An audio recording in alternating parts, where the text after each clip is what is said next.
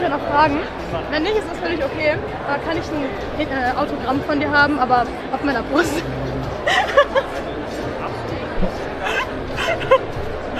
Ich bin volljährig, ist das alles gut, wenn es für dich okay ist. Du bist volljährig? Ich bin volljährig. Wenn das okay ist? Hier? Ja, das ist okay. Ja, einfach. ist okay. Mit? Ja. Da drauf? Ja.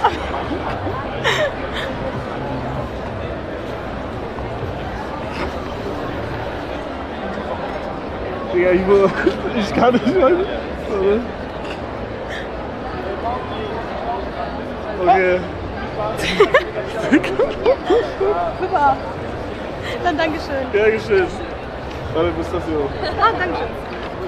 Bye bye. Ciao. Kurzer So, das erste Mal halt deine Fresse. Das erste Mal auf der Brust unterschrieben. Hallo. Alles gut.